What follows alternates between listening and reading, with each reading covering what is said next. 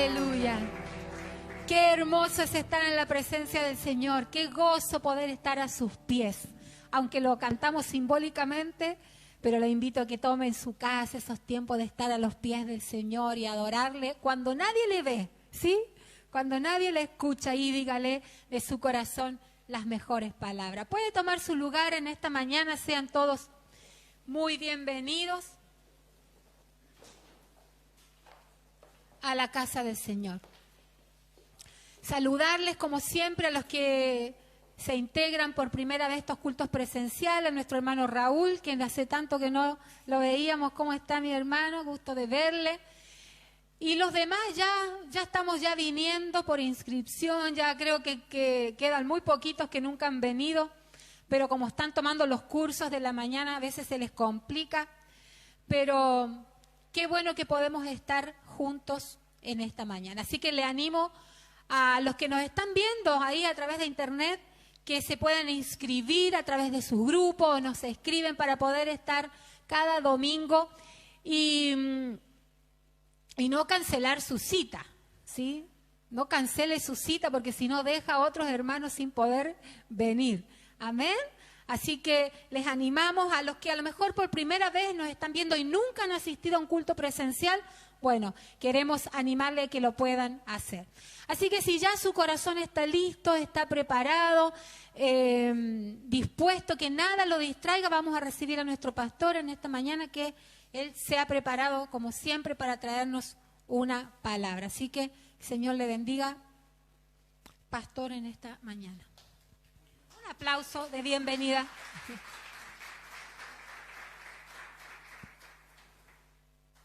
¿Cómo están? Muy buenos días. Buenos días o buenas tardes ya, buenas tardes. Qué maravillosa oportunidad que el Señor nos da de poder estar reunidos en esta mañana, ¿verdad?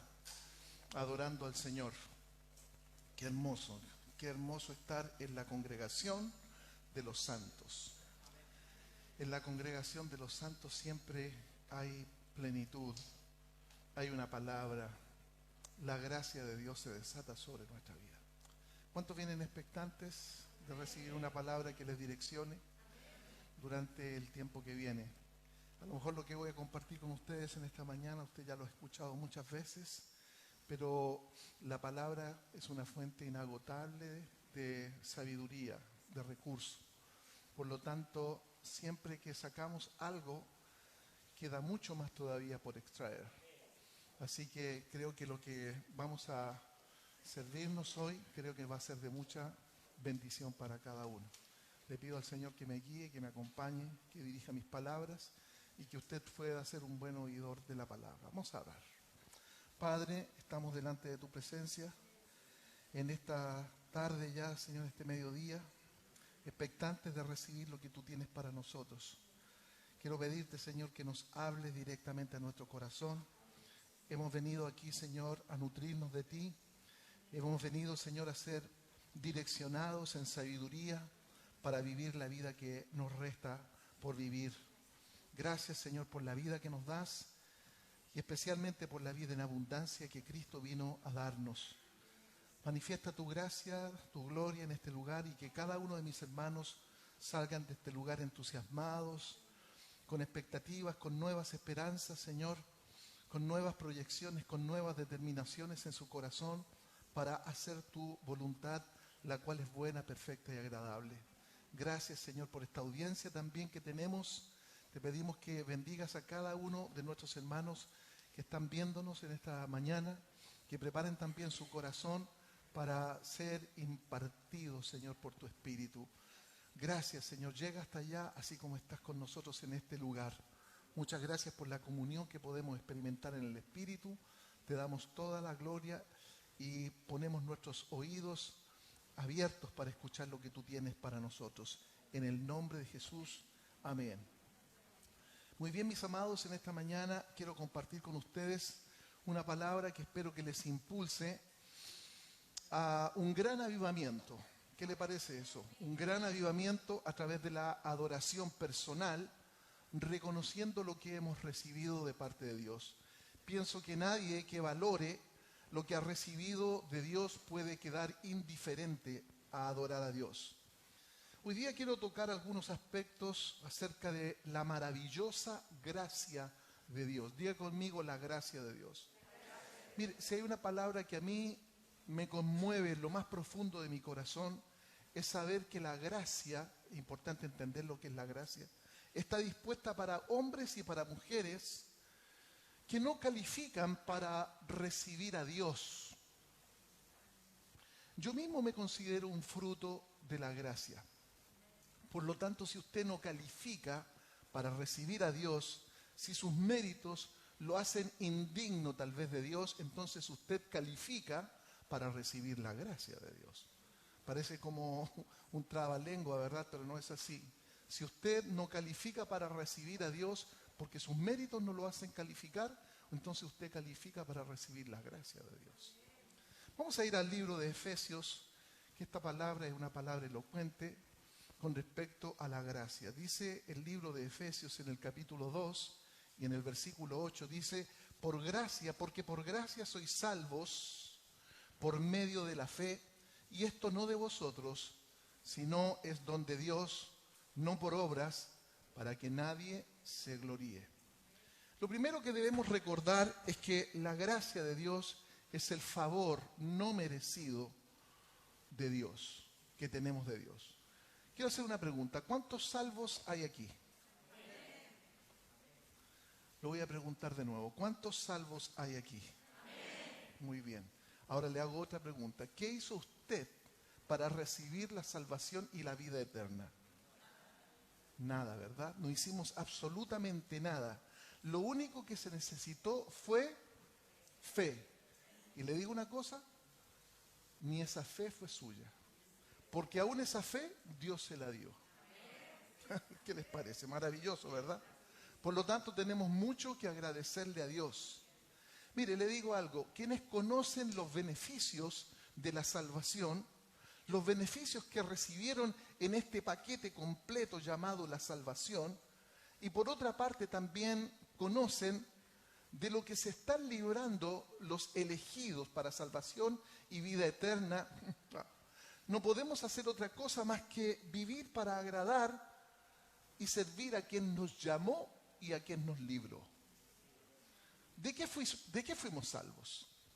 ¿De qué fuimos salvos? ¿Cómo? Exactamente. Fuimos salvos de la ira venidera que viene a este mundo. Ira que se va a manifestar por el pecado, por la maldad y por la incredulidad de los hombres que detienen con injusticia la verdad. Le voy a decir una cosa, hoy día estamos hablando verdad. El mayor regalo que Dios nos ha hecho al mundo, al hombre, es conocer la verdad. Porque la verdad nos libra del error. La ira de Dios es algo temible y aterrador. Solamente aquellos que estén cubiertos por la maravillosa sangre de Cristo derramada por nosotros en la cruz del Calvario pueden estar seguros que van a ser libres de la ira de Dios. Amén.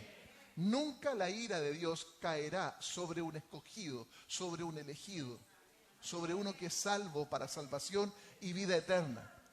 El apóstol Pablo dice en Romanos capítulo 5, versículo 9, dice, pues mucho más, estando ya justificados en su sangre, por él seremos salvos de la ira. Fíjense, seremos salvos de la ira. Por lo tanto, no tenemos que temer, aunque la ira viene, la ira del Señor. Fíjense que y todo lo podemos ver todos los días, todo este mundo está desvirtuado, todo está atentando en contra de los principios rectores y de los valores divinos de la palabra de Dios.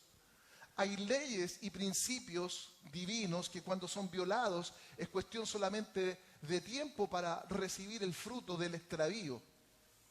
Lo que estamos viviendo ahora mismo en este tiempo de tanta incertidumbre y de confusión por todo lo que está ocurriendo en nuestro país, no sabemos quién va a gobernar los destinos de este país. Lo que estamos viviendo en esta pandemia que aún no se termina y que aparecen nuevas cepas. Viviendo en este estado de corrupción, de violencia y de maldad como nunca lo vivimos aquí en Chile y que tiene a todos temerosos, ¿verdad? Por todo lo que estamos viviendo, ni aún todo lo que se vivió en el estallido social del 2019, y ni Dios quiera que venga otro, le voy a decir una cosa, no se compara con lo que viene. Y lo que viene es el día grande y manifiesto del Señor, el cual será un día de juicio, pero también será un día de salvación. El juicio es para los impíos y la salvación es para los redimidos. ¿No le alegra eso? Los que hemos sido salvos, por lo tanto, ¿qué tenemos que hacer? Necesitamos aguardar la venida de nuestro Señor Jesucristo, viviendo para su gloria. Amén. Así que yo quiero pedirle que ahí donde usted está, levante sus manos ahora y dele gracias al Señor, porque Él lo libra de la ira que vendrá. Y además dele gracias porque Él te redimió a la gloria eterna. Maravilloso Dios, te alabamos en esta mañana. Wow. ¿Cuántas veces usted ha dicho, pero cómo? Ahora que soy cristiano, ahora que voy a la iglesia, ahora que leo la Biblia, ahora que voy a un grupo de crecimiento, ahora que, no sé, estoy haciendo tantas cosas para el Señor, siempre tengo la tendencia al pecado. ¿Por qué siempre me vienen a la mente malos pensamientos, malos deseos que me es difícil superar? Les ha pasado, ¿verdad? Claro que sí. Yo espero que en este día, con esta palabra, podamos encontrar respuestas a estas interrogantes de por qué de repente nos cuesta tanto conformar una vida espiritual, para que podamos vivir como personas normales, sin hacernos los santurrones, ¿verdad? Y a la luz de la palabra, trataremos de comprender estas situaciones y por qué me suceden estas cosas que a veces me hacen retroceder. Hay muchos que retroceden, que aman al Señor y retroceden. Entonces la pregunta es cómo podemos combatir todos estos sucesos que nos ocurren interiormente y podamos avanzar en el camino a la perfección. Diga conmigo, Dios no me llamó a una religión. Diga, Dios me llamó a la perfección. No fuimos llamados a engrosar las filas de una religión, fuimos llamados a la santidad. Cuando hablamos de santidad estamos hablando del sinónimo de la perfección. Cristo Jesús era perfecto y santo, y Dios es santo y es perfecto, y nosotros fuimos llamados a esta perfección. Así que no me critiquen todavía, hermanos, porque Dios no ha terminado conmigo. Si yo aún tengo faltas, por favor, perdónenme. Y si usted tiene faltas, si usted tiene errores, también yo lo voy a perdonar. Amén. Pero tenemos que aprender a vencer nuestra naturaleza pecaminosa. Y para esto justamente que el Espíritu Santo ha venido a nuestras vidas, para ayudarnos en nuestras debilidades y para llevarnos a la plenitud de vida en Cristo. Fíjense ustedes que la obra del Espíritu Santo y el conocimiento de la persona del Espíritu Santo nos hacen saber que nuestra vida tiene un propósito definido. Cuando nosotros verdaderamente nos interesamos por la obra del Espíritu, vamos a encontrar que nuestra vida tiene un propósito definido y ese propósito tiene que ver con la salvación eterna. Piense usted que si su vida tuviera que terminar pronto, porque aquí nadie tiene la vida comprada, pero ¿qué sucedería si tuviera que terminar pronto nuestra vida? Los que tenemos la certeza de que somos salvos, sabemos que pasaríamos a un plano de la existencia que ni siquiera se compara a lo que realmente nosotros podemos imaginar. Y el apóstol Pablo, justamente en Filipenses, en el capítulo 1, en el versículo 21 al 24, dice, porque para mí el vivir es Cristo y el morir es ganancia. Luego dice, mas si el vivir en la carne resulta para mí en beneficio de la obra, no sé entonces qué escoger, porque de ambas cosas estoy puesto en estrecho, teniendo deseo de partir y estar con Cristo. Fíjate cuál era el deseo de Pablo. El deseo era partir y estar con Cristo, lo cual es muchísimo mejor, pero quedar en la carne es más necesario por causa de vosotros. Recuerden ustedes que Pablo era el hombre de la revelación que ellos, las iglesias que él mismo había formado, no tenían. Por lo tanto, Pablo les enseñaba, los acercaba al reino. Les enseñaba las cosas misteriosas del Espíritu. Pero Pablo, por él, lo ideal para Pablo era, ojalá, irse con Cristo, terminar de vivir en este mundo. Pero si se quedaba en este mundo, era solamente por causa de la iglesia. Qué maravilloso, mis hermanos, es saber que por el Evangelio somos salvos de la condenación eterna. Porque si muriéramos en este instante, no iríamos a parar a prisiones de oscuridad. No iríamos a parar a prisiones de tormento esperando el juicio final. Eso es lo que se llama el Seol. Qué terrible será para todos aquellos que se pierden sin salvación, para aquellos que se pierden sin Cristo. Por lo tanto, nosotros tenemos que ser más sensibles para poder predicar la palabra. Porque nosotros sabemos que nuestra redención está asegurada. Si tuviéramos que partir en cualquier momento, en cualquier uno de estos días, sabemos que somos salvos. Pero el Espíritu Santo, mientras tanto, está perfeccionando nuestra vida para formar a Cristo en nosotros. Fue Cristo el que dio su vida en la cruz y fue una vida en abundancia. Hoy día yo quiero, hermanos, en este mensaje que podamos pensar en la gracia que nos salvó. La gracia de Dios que está dispuesta todos los días para nosotros, los que hemos sido salvos por Cristo Jesús. El propósito de toda esta revelación que el Espíritu Santo nos viene dando desde hace tanto tiempo es que nosotros podamos venir delante de Dios con una verdadera adoración en espíritu y en verdad. Cuando hablamos de la adoración en verdad y en espíritu, es algo que va más allá de nuestros sentimientos. Es decir, no adoro porque se siente rico. Adoro porque tengo un conocimiento de la verdad. Le dije al principio que el mayor beneficio que Dios le dio al hombre es la verdad. Y el Espíritu Santo es el Espíritu de la verdad. Cuando nosotros conocemos la verdad que está en la palabra de Dios, entonces adoramos de acuerdo a la revelación que el Espíritu Santo, siendo la verdad, ha traído a nuestra vida. Porque si no, adoramos cualquier cosa, adoramos en pecado, adoramos, y no le digo que no podemos pecar, si en algún momento podemos pecar porque tenemos una carne corrupta. Pero lo importante es que estamos tratando de esta carne someterla a la voluntad de Dios. Hermanos queridos, ¿qué entendemos por gracia? Todos sabemos, y si usted no lo sabe, la gracia es el favor de Dios, es la bondad de Dios a quienes no la merecen. Por eso le digo que yo soy un fruto de la gracia. Sepa usted que Dios a nosotros no nos debe nada, absolutamente nada. Y cuando Dios nos trae salvación, Dios, a ver cómo se lo digo, Dios no tiene nada que salvar de nosotros. ¿Qué podría Dios querer salvar de usted? No hay nada que valga la pena salvar de nosotros. Pero su gracia opera sobre personas inútiles. Esos somos nosotros, inútiles. Inútiles que están destinadas, condenadas a la muerte eterna. Por lo tanto, todo el favor y toda la gracia que nosotros experimentamos de Dios es solamente producto del amor de Dios, producto de la gracia de Dios. La gracia es sencillamente el favor no merecido de cosas que nunca podríamos ganar por méritos propios. Por eso que le pregunté al principio, ¿qué hizo usted para obtener la salvación? Nada. Lo único que necesitó fue fe y aún esa fe se la dio Dios. ¡Qué tremendo! ¿Cuáles son las cosas que hemos recibido, hermanos? Fuimos rescatados de la condenación eterna. ¿Le parece poco? Haber sido rescatado de la condenación eterna, de llegar a prisiones de oscuridad y de tormento, por la gracia y por la misericordia de Dios.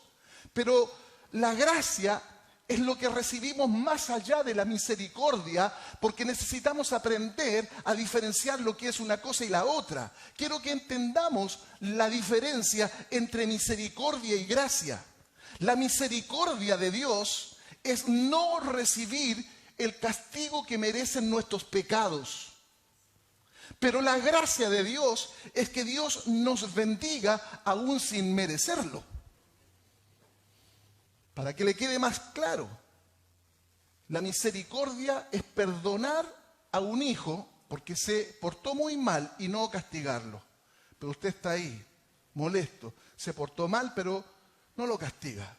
Pero la gracia es premiarlo más encima. No sé si se entiende. Es sacarlo a pasear. Es hacerle un regalo. Después de que usted lo reprende y le dice todas las cosas, entonces ahora lo consuela. Eso es gracia. Y ahora le dice, ya, vamos a ir a pasear ahora. ¿Qué te quieres servir? Ahí te voy yo. Y eso es la gracia de Dios. Por eso que le digo que yo soy un producto de la gracia. ¿Están aquí? Por la misericordia de Dios no hemos sido castigados. Dice la palabra de Dios que no hemos sido consumidos. Y por la gracia de Dios somos bendecidos. Los que no merecemos absolutamente nada. Por la gracia tenemos entrada a la presencia de Dios. Por la gracia y por la misericordia usted está aquí en la congregación de los santos disfrutando de la presencia de Dios y todo lo que le espera es algo grandioso. Amén.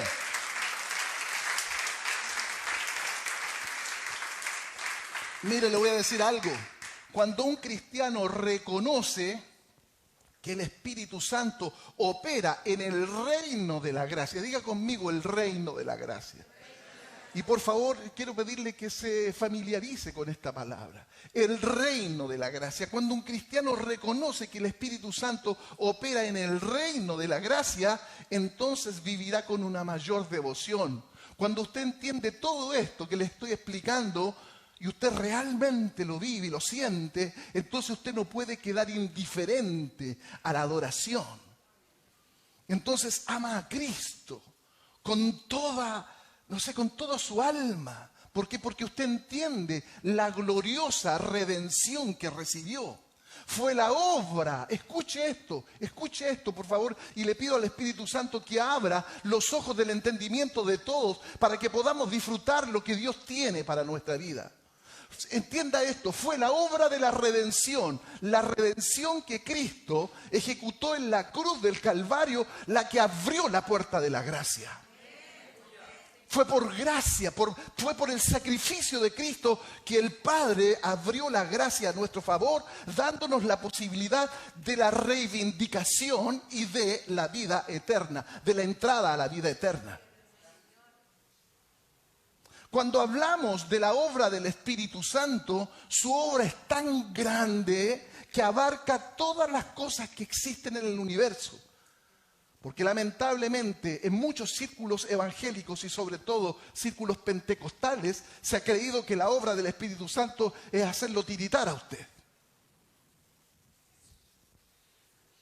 Es emocionarlo a usted. Eso se ha pensado que es la obra del Espíritu Santo.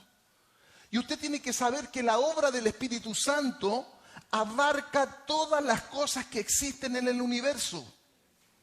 Ahora mismo el Espíritu Santo está activo produciendo todo lo que existe en el universo. El movimiento de los planetas, la actividad del microcosmos, la actividad del macrocosmos, de cómo usted es sustentado en su espíritu, de cómo funciona su organismo físico y todo lo que ocurre es obra del Espíritu Santo. Por eso que le digo que la obra del Espíritu Santo es tan grande que abarca todas las cosas que existen en el universo.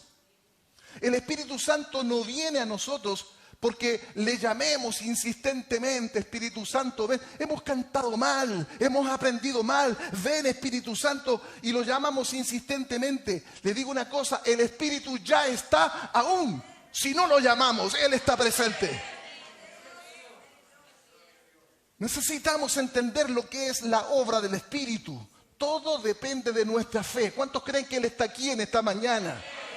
¿Cuántos creen que Él sustenta nuestro cuerpo, nuestro espíritu, nuestra alma? Sepa usted, le voy a decir algo.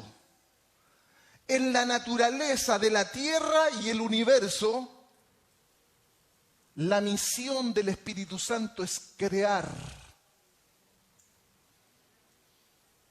Cada ser humano que viene a este mundo es creación del Espíritu Santo.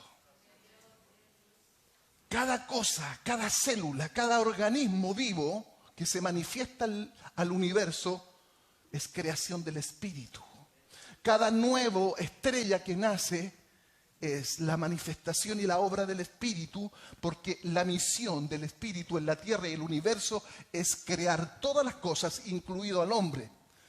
Pero en el reino de la gracia, y aquí es donde yo quiero que ponga atención para que se le revele esta palabra y usted deje de vivir una vida religiosa que no le ha dado resultado. Sepa usted que en el reino de la gracia, la misión del Espíritu Santo es recrear al hombre. Un día el Espíritu Santo te creó y llegaste a este mundo, pero ahora en la vida espiritual, en la obra de redención, en el reino de la gracia, la misión del Espíritu Santo es recrear al hombre, porque el hombre se echó a perder.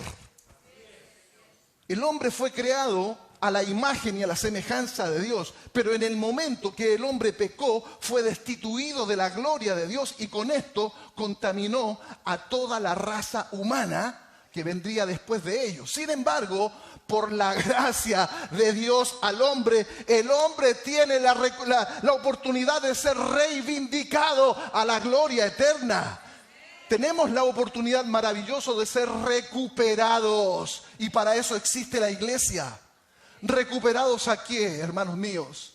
Al estado original que tenía el hombre antes de la caída, para poder vivir en amistad y en comunión con Dios. Esta es la intención del Evangelio. ¿Qué cree usted que el Evangelio es? Venir a cantar nuestras canciones hermosas y tristes y ponernos a llorar y pedirle al Espíritu Santo que venga si Él ya está aquí.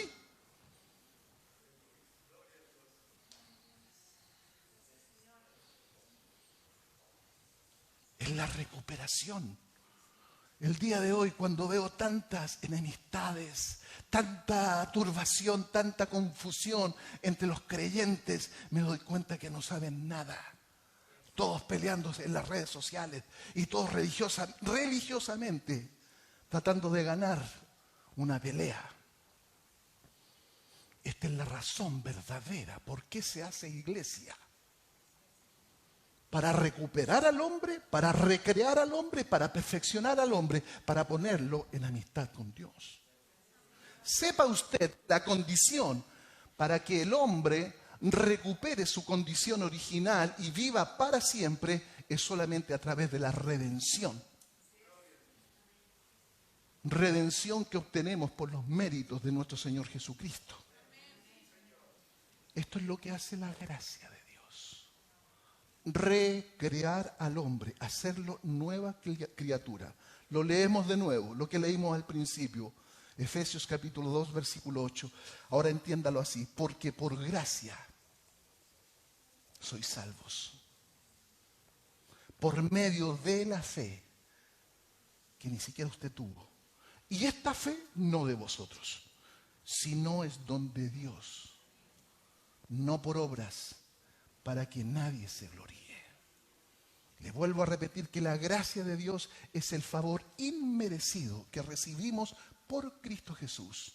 Entonces, en el reino de la gracia, para que quede claro, el Espíritu Santo aparece recreando al hombre que ha sido redimido. Es decir, viene un pecador, es redimido, es perdonado por Cristo Jesús y ahora pasa al siguiente estado. Ahora lo vamos a perfeccionar a este. Ahora lo vamos a educar a este. Lo vamos a hacer conforme al modelo de perfección llamado Cristo.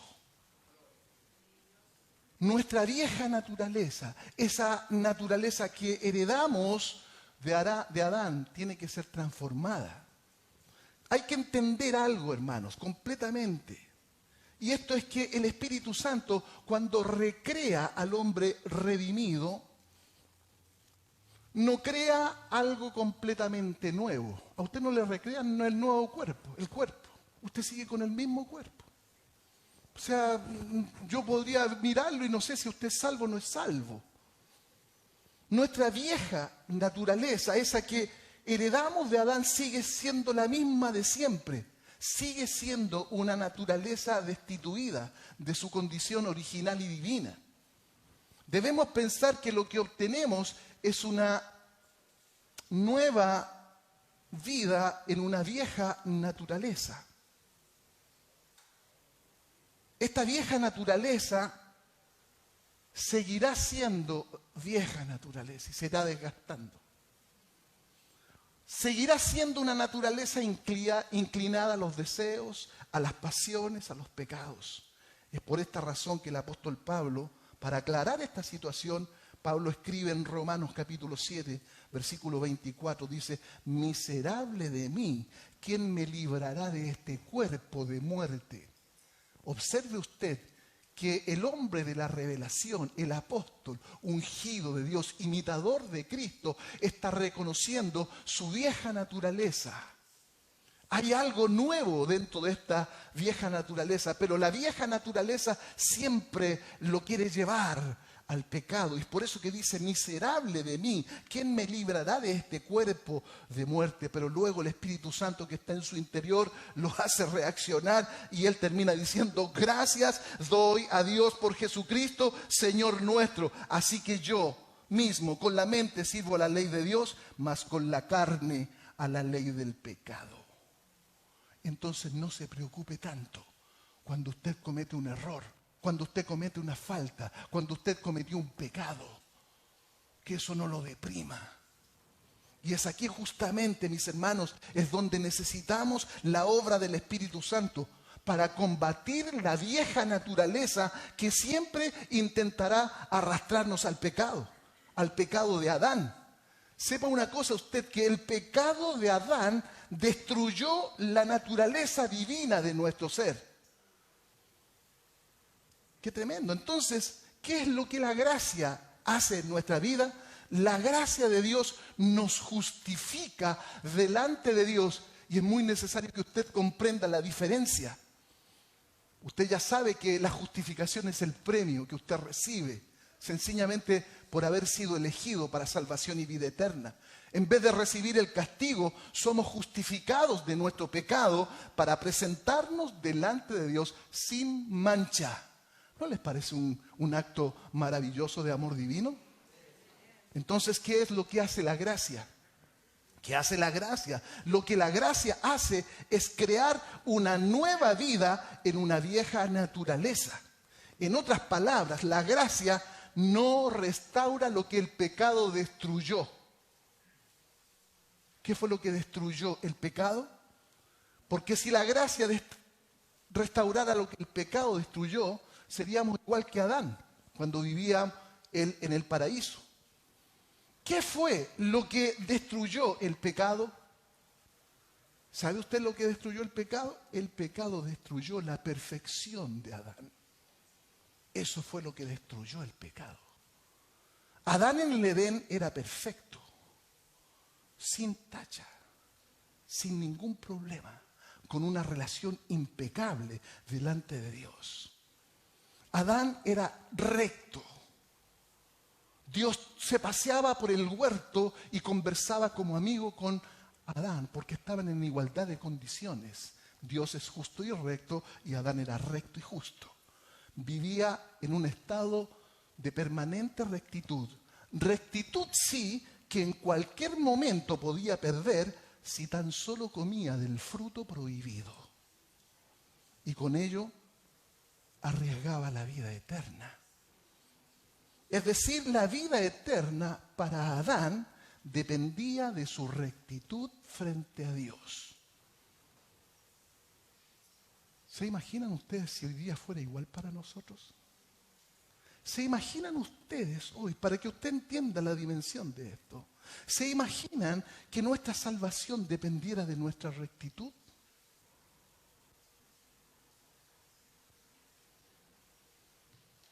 Chao salvación. Chao redención. ¿Qué ocurriría con nosotros si la vida eterna dependiera de nuestra rectitud delante de Dios? Entonces, ¿qué es lo que hizo? El pecado destruyó la rectitud del hombre. Cuando hablamos de la gracia, debemos comprender que la gracia divina no pone al hombre en un estado de rectitud frente a Dios nunca. Es decir, cuando usted es salvo, Cuando usted recibió a Cristo, entonces no lo embisten de rectitud y te ponen frente a Dios. No, porque en cualquier momento usted pierde la rectitud. Y le voy a decir una cosa, la vivimos perdiendo todos los días, la rectitud. Porque tenemos una naturaleza, un cuerpo apasionado, un cuerpo sujeto a la carne. Con esto no quiero decir que tenemos que pecar tranquilamente. No quiero decir que no debamos ser rectos. Necesitamos buscar la rectitud y Dios nos está perfeccionando. Dios quiere que seamos rectos, pero entiéndase que la gracia no nos pone rectos frente a Dios. La gracia no viene frente a Dios y dice, mira Señor, te presento a Samuel Moena recto delante de ti. Jamás. ¿Qué es lo que hace la gracia de Dios? La gracia de Dios lo que hace en este hombre imperfecto, solamente por el hecho de haber recibido a Cristo, la gracia lo envuelve de una justicia que no es de Él. Es decir, la gracia lo que hace es justificarme delante de Dios con una justicia que no es mía, sino la justicia de aquel que pagó el precio para que fuéramos salvos y tuviéramos vida eterna. ¿No les parece maravilloso? Esto es lo asombroso. Diga conmigo, la rectitud y la justificación son cosas muy diferentes. Mire, le voy a decir algo. Esa persona que se mantiene en un estado de rectitud, yo la admiro. A esa persona que notable, poseedor de una gran virtud, es recto. Pero esa persona en cualquier momento perderá. En algún momento de debilidad podría deslizarse y perder su rectitud. Es por eso que no podemos mirar al hombre. Y finalmente ese que parecía recto, finalmente en un momento de debilidad, se equivoca, fracasa y peca, igual como fracasó Adán. ¿Por qué? Porque el que es recto el día de hoy no puede serlo mañana. Pero cuando Dios justifica a un pecador es muy diferente, porque el pecador, le vuelvo a repetir, es envuelto en la justicia y rectitud de uno que fue perfecto, justo y recto. ¿Qué le parece? Y además, no solamente eso, pagó un alto precio para envolvernos con su justicia y su rectitud. Cristo vino a este mundo y fue la misma encarnación de Dios. Pero le digo una cosa, Cristo era hombre. Cristo era hombre. Tenía la naturaleza de todos nosotros. Y mientras vivió entre pecadores, el pecado no pudo contaminarlo. Y sin haber sido contaminado, sin tener pecado alguno, Cristo recibió el castigo que nuestra naturaleza de hombres pecadores merecía. El castigo fue sobre la perfección de Cristo. Alguien podría decir, pero yo ¿qué culpa tengo yo? ¿Por qué tengo que yo recibir el castigo de Dios? Porque decimos que nosotros somos los que merecíamos el castigo. Y usted dice, pero ¿qué culpa tengo yo? Si yo no he hecho absolutamente nada. ¿Sabe cuál es el problema? Nuestra naturaleza. Ese es nuestro problema, nuestra naturaleza. Nuestra raza humana es la mala. Y nacimos en esta raza. Y esto es lo que Dios quiere cambiar justamente con el Evangelio. A un cambio de naturaleza pecaminosa a naturaleza divina. Si no, lea la carta del apóstol Pedro. Lamentablemente somos portadores de una naturaleza contaminada, destituida de la gloria de Dios, una naturaleza que no merece vivir, sino morir, porque el precio del pecado es la vida, es la muerte eterna. Le voy a poner un ejemplo. Haga usted cuenta que esta agua, ya que me la pusieron aquí, está maravillosamente limpia, ¿verdad? Pero ¿qué sucedería si alguien trae 2 cucharadas de tierra y me la contamina? ¿qué pasaría? Y el agua diría, una vez que contaminó, pero ¿qué culpa tengo yo? Dice el agua. Lamentablemente te contaminaron. Lamentablemente te ensuciaron. Ahora no te puedo beber. No calificas para ingresar en mi interior porque estás contaminada. Y aunque llore y patalee, ¿qué culpa tengo yo? Tiene una naturaleza contaminada. Usted y yo llegamos contaminados a este mundo. ¿Me está entendiendo? Entonces usted no puede decir, pero ¿qué culpa tengo yo? Usted no tiene ninguna culpa, pero usted nació contaminado. ¡Qué tremendo! ¿Me está entendiendo lo que es la gracia de Dios? ¿Cómo Dios se encarga de purificar esta agua que llegó turbia del mundo? ¿Me lo entiende ahora o no? ¿Por qué cree usted que Pablo, por revelación, escribe en el libro, en la carta a los Efesios, capítulo 2, versículo 4, dice, y alégrese, pero Dios, que es rico en misericordia, por su gran amor con que nos amó, aún estando nosotros contaminados, nosotros muertos en pecado, dice que nos dio vida. Juntamente por Cristo, por gracia sois salvos, y juntamente con Él nos resucitó. Aquí vienen los regalos, y asimismo nos hizo sentar en los lugares celestiales con Cristo Jesús, para mostrar en los siglos venideros las abundantes riquezas de su gracia en su bondad para con nosotros en Cristo Jesús. ¡Aleluya! ¿Cómo no le voy a dar gloria? ¿Cómo no le voy a dar honra si me descontaminaron?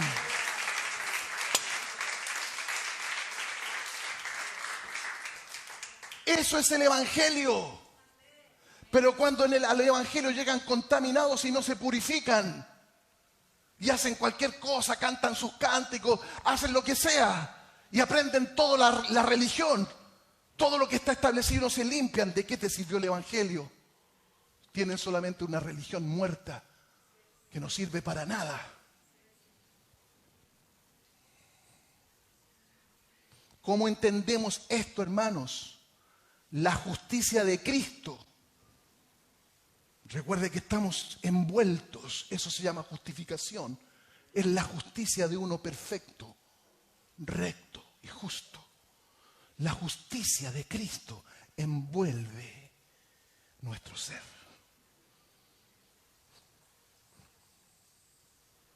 Pasamos colados. ¿Están aquí? Alguien podría decir, pero Cristo era divino. Claro que era divino.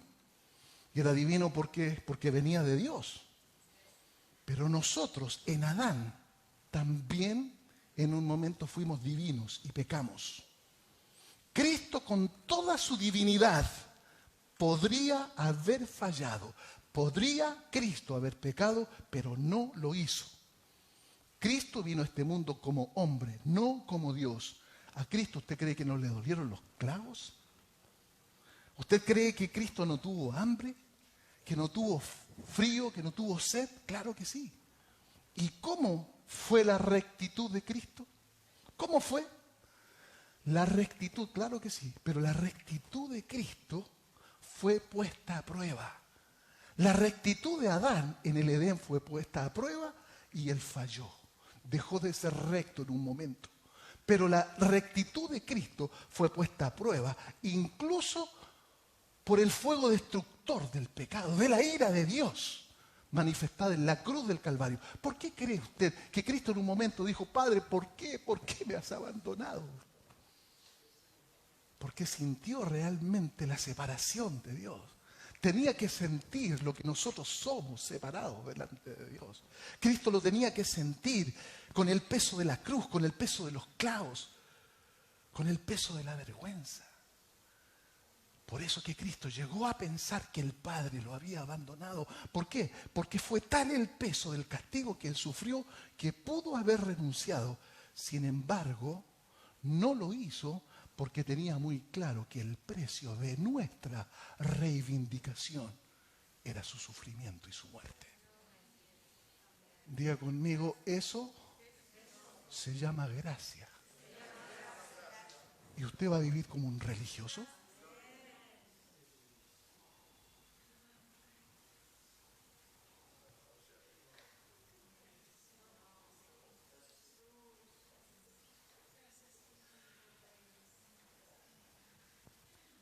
El día que Dios me reveló esto, dejé toda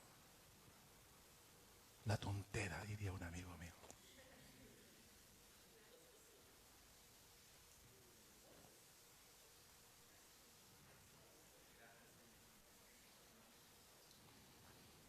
¿Quiere saber usted lo que es la justificación? Yo se lo voy a explicar. La justificación es la virtualidad de Cristo. Virtualidad que lo hizo recto y justo. Eso es la virtual, eso es la justificación. La virtualidad de Cristo que lo hizo recto y justo. Es la rectitud que no tuvo Adán y que le causó la muerte. La rectitud que Adán perdió en el Edén fue reivindicada por Cristo Jesús, por su virtualidad. Y esa virtualidad nos es impuesta a nosotros. Entonces, cuando usted ora delante de Dios, viene delante del Padre, Dios no te ve a ti, sino que ve la virtualidad de Cristo en tu vida. Es por eso que nos podemos acercar confiadamente al trono de la gracia para recibir la misericordia de Dios. Que le da un aplauso al Rey.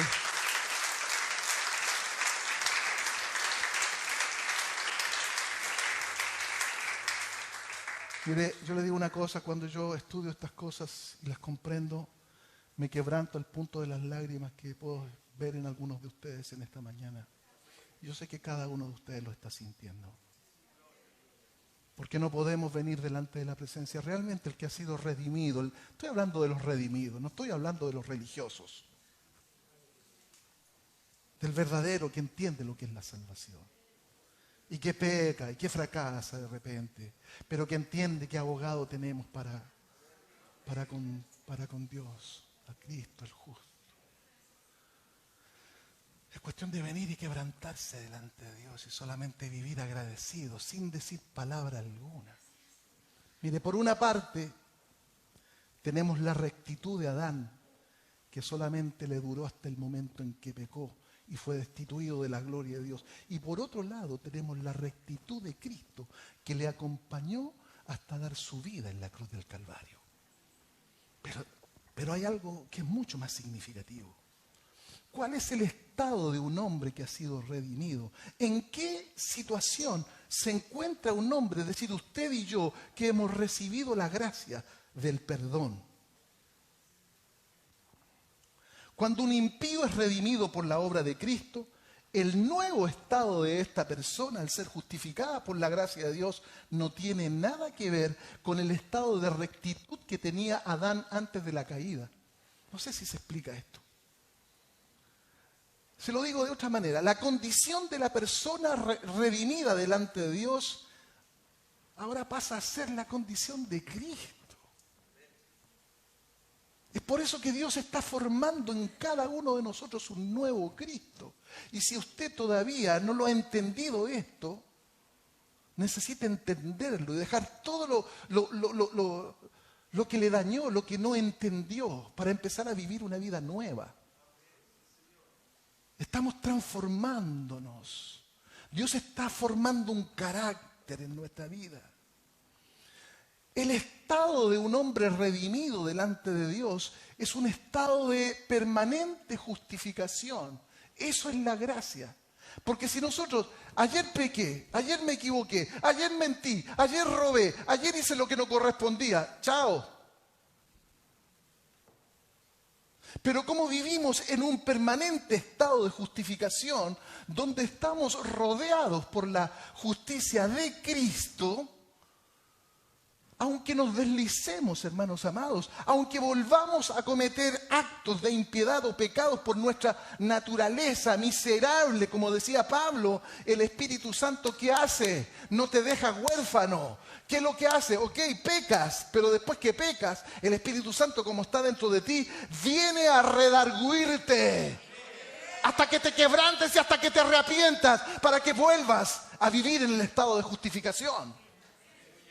¿Y qué es lo que hace el Espíritu Santo en nuestro interior mientras nos redarguye por lo malo que hicimos? Nos trae de vuelta al hogar, pues. Porque para eso fuimos redimidos. Y Él nos conoce muy bien. Él sabe muy bien a quién eligió. No se le escapa de su mano. Y si usted peca, peca porque tiene un cuerpo miserable.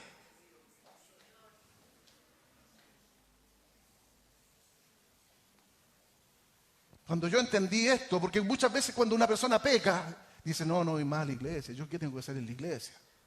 No, me van a criticar en la iglesia, yo me equivoqué. No, ¿saben qué? No, y si voy, me tengo que sentar en la última fila, que nadie me vea, me voy al tiro. Yo no califico para estar delante de la presencia de Dios. Y se siente impío, pecador, sucio, asqueroso.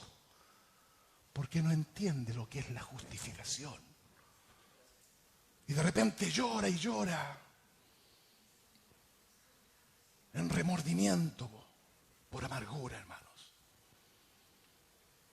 Pero qué maravilloso es el Espíritu Santo. El Espíritu Santo nos conduce a la verdad. Porque si hay algo maravilloso que tiene el Espíritu Santo es que nunca te va a mentir. Cuando te diga que eres un pecador y que pecaste, te lo va a decir con letras claras. Pero cuando te quiera reivindicar, también te lo va a avisar y te lo va a decir. El Espíritu Santo siempre redarguye la conciencia hasta traernos de nuevo al hogar del Padre.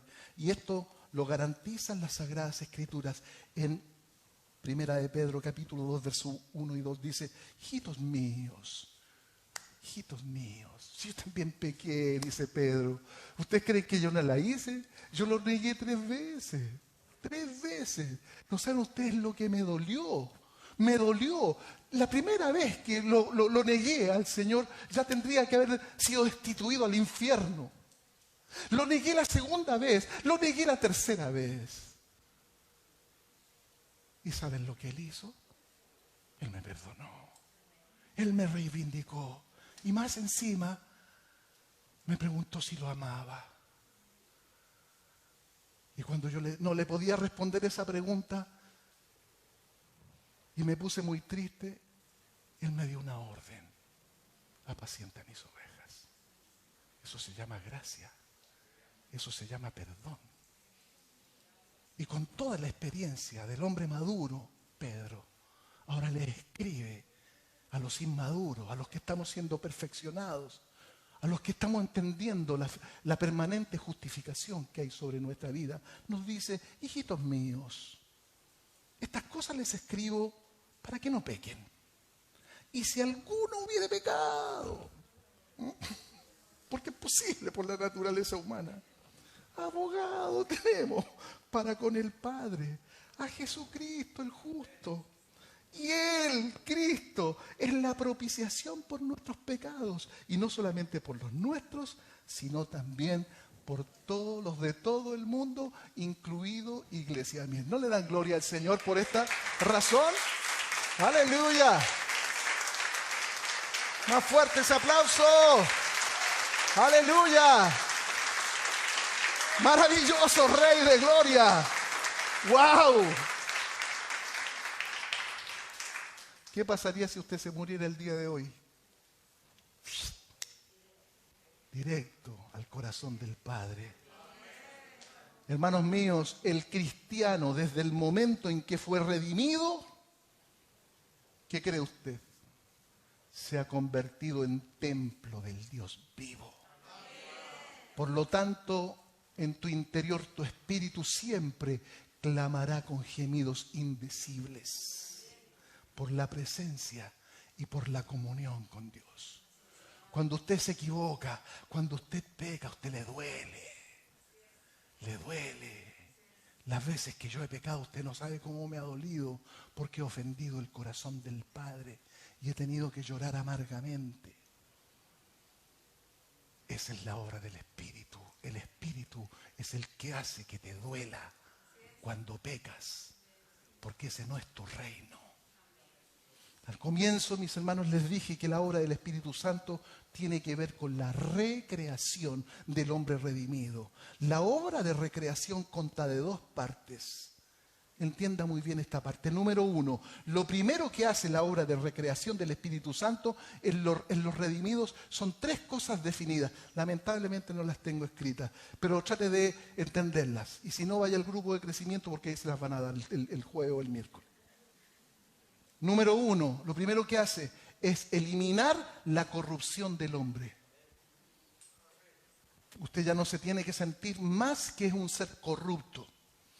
Ahora, si un creyente con el tiempo sigue siendo corrupto, le digo una cosa, nunca fue salvo. Y se tiene que preocupar, porque si la muerte repentina lo alcanza, prisiones de oscuridad, prisiones de tormento por la eternidad. Número dos, juntamente con eliminar la corrupción, la recreación del hombre cura la violación de la que fuimos víctimas cuando vivíamos en la ignorancia, cuando éramos por naturaleza hijos de ira, lo mismo que los demás, cuando no teníamos idea lo que era el Evangelio. Porque hay muchos dentro de los círculos cristianos que aún no son salvos, que no saben lo que es el Evangelio. Y número tres, la obra de recreación borra las culpas del pecado. Por lo tanto, no sigas trayendo a memoria las cosas que dejaste en el pasado. Ah, es que tú fuiste esto en el pasado. Es que tú en el pasado. Cuando alguien le recuerde su pasado, usted le va a señalar el futuro que le espera. Es un futuro de gloria. ¿Usted cree que Dios no lo perdonó? Claro que sí. La obra de recreación borra las culpas que dejó el pecado. ¿Por qué cree usted que Pablo dice, de modo que si alguno está en Cristo, ¿qué cosa? Nueva criatura es. Las cosas viejas pasaron, he aquí, todas son hechas nuevas. Esa es tu posición en Cristo Jesús. ¡Maravilloso! Entonces, la obra de recreación lo que hace son esas tres cosas que ya le nombré. Y número dos, la segunda cosa que encontramos es que el Espíritu Santo invierte el orden. Diga conmigo, el Espíritu Santo invierte el orden en el estado de la persona que ha sido redimida. ¿Qué quiere decir esto? Que el redimido, usted y yo, pasa de la rectitud de Adán a la virtualidad, gracias a la virtualidad de Cristo que nos justificó.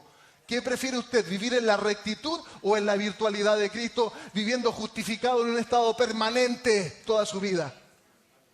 ¿Están aquí? Hermanos míos, no tenemos por qué deprimirnos cuando por alguna razón dejamos de ser rectos delante de Dios. Dios no me castiga al infierno si en algún momento peco. Porque para eso abogado tenemos para con el Padre. Entonces, la obra del Espíritu Santo no nos deja en un estado de rectitud frente a Dios, sino que la obra del Espíritu Santo nos pone en un estado de justificación permanente ante Dios. Y aquí es donde se destaca la obra de la gracia, porque nos presenta un nuevo orden en el estado del hombre frente a Dios. Yo quiero que por favor trate de entender este último pensamiento que le voy a decir. El estado del hombre redimido ya no es necesariamente un estado de rectitud. Ya no tengo que transitar por esta vida esforzándome todos los días por ser recto. Porque si no, hay algunos que dicen, no, yo pierdo mi salvación. Hay algunos que pierden la salvación todos los días y la ganan todos los días. Ahora somos justificados ante Dios, teniendo cobertura. Al comienzo les dije que hiciéramos la diferencia entre la misericordia de Dios, que no castiga el pecado, y la gracia de Dios, que bendice al hombre sin merecerlo, ¿verdad que sí? ¿Por qué Dios actúa así? Solamente por su bondad. Solamente por su bondad. ¿Y por qué lo bendice este? Si usted no tiene ni idea, este era un sabandija. ¡Ay, no! Mira cómo está de bendecido. Pregúntale a Dios. Pregúntale a Dios. ¿Por qué lo bendice? Pregúntale a Dios. Es cuestión de Dios.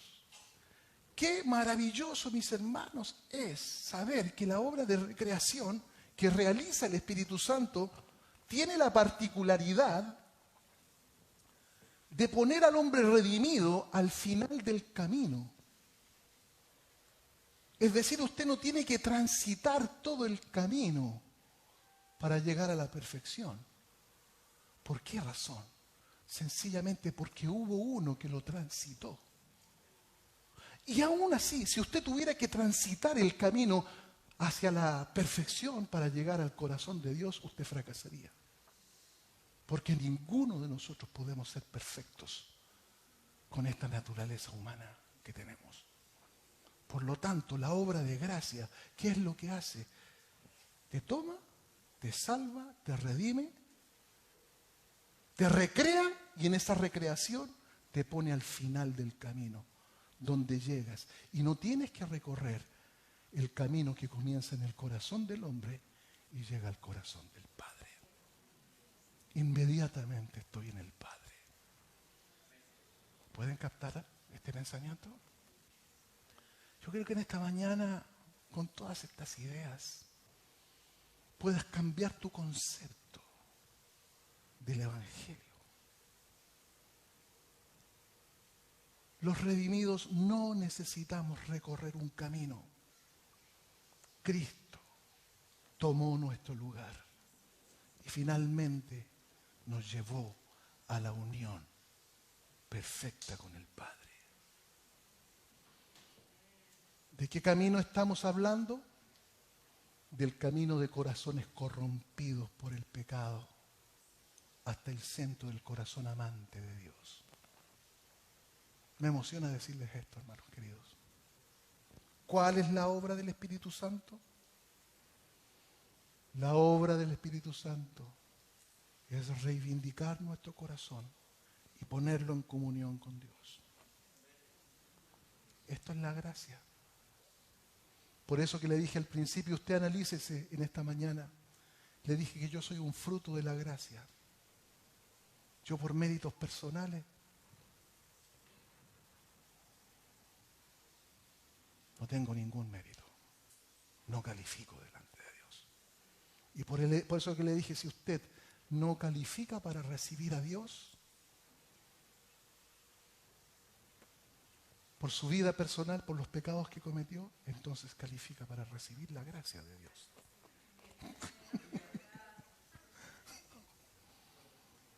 ¿Cuántos captaron eso?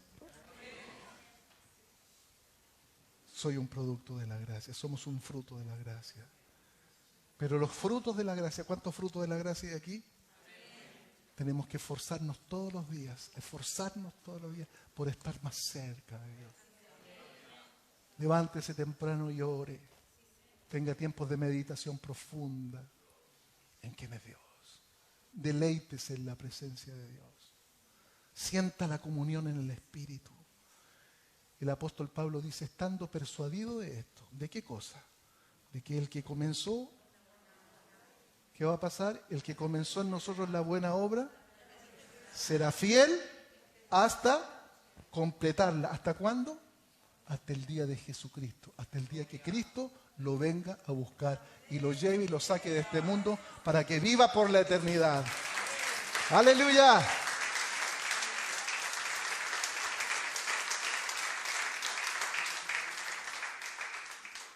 Cuando ustedes entienden esto, usted se vuelve humilde, porque usted sabe que no tiene ningún mérito.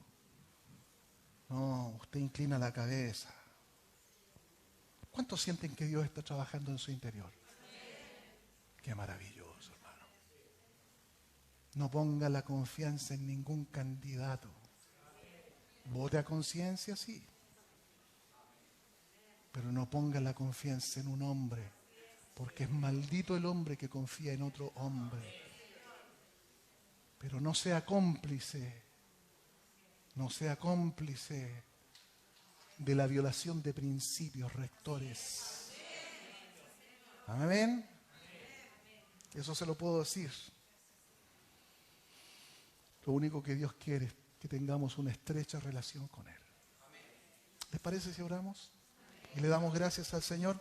Pero ¿qué les parece si le damos un aplauso primero a Dios, que merece toda la gloria y la alabanza?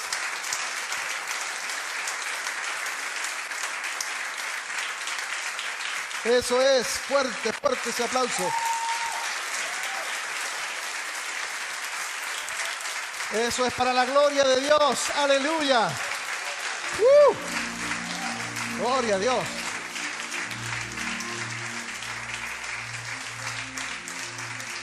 Qué maravilloso.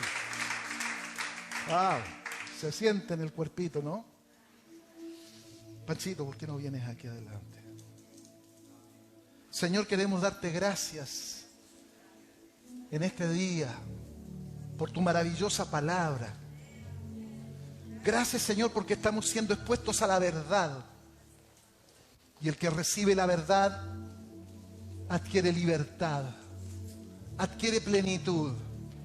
Qué maravilloso es saber que si hoy tuviésemos que partir a la eternidad, si hoy día o mañana o uno de estos días fuéramos retirados de este mundo, llegaríamos directamente a tu presencia.